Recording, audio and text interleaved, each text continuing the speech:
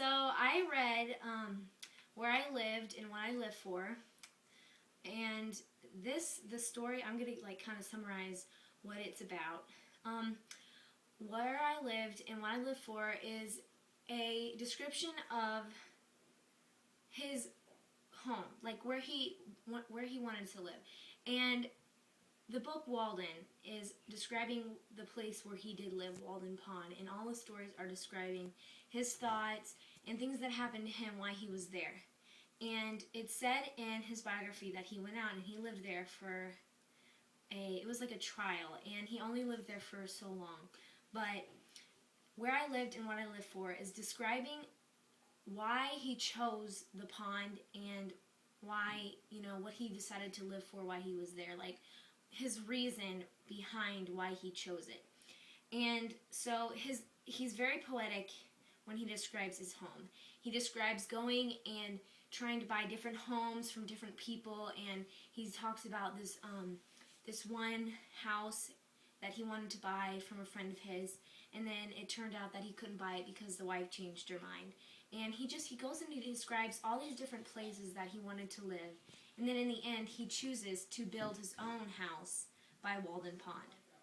And so it had a lot of romanticism and transcendentalism in it. There was a lot that I noticed, especially the romanticism. He describes a lot about nature when he's talking about the pond itself and the area that he chose to surround himself with.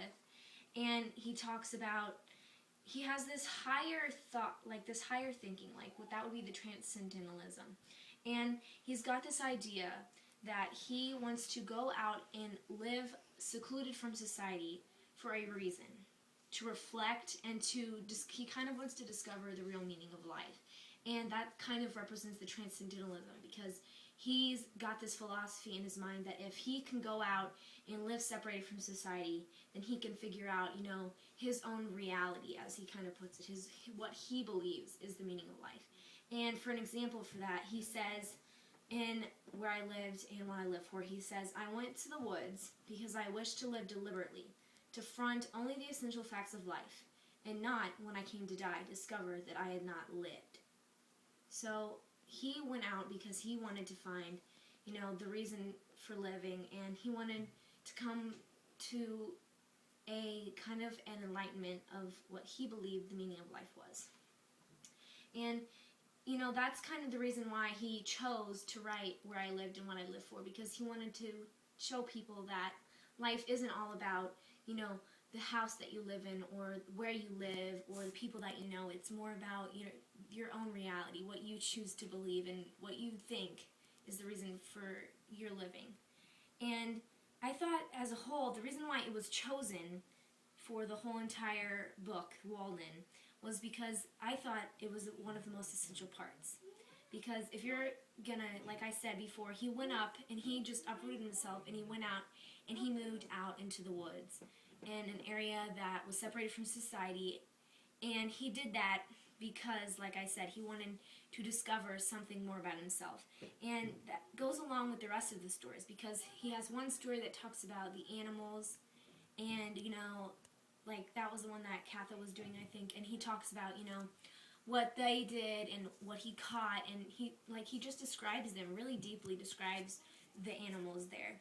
And that was another romanticism thing that I did see again in Where I Lived and What I Live For. He described his house and he talked about nature, and he really got really deep into the romanticism of it all, like the whole nature thing. Like he was really into that. He believed that that is the reason why he moved out there, was to be with nature and to become one with nature and everything. So, there was a lot of romanticism and there was a lot of transcendentalism, like I said, to cap it all off. He showed a lot of romanticism because he described Walden Pond and he described nature, and he used transcendentalism because he believed that if he could, rise above everybody else and go out and live in seclusion, then he could very well just figure out the meaning of his life and discover his own reality. And then it was included in Walden because it kind of explained why he did what he did and why he chose to live by Walden Pond. And that's what I read, and that's what I learned from Where I Lived and What I Live For.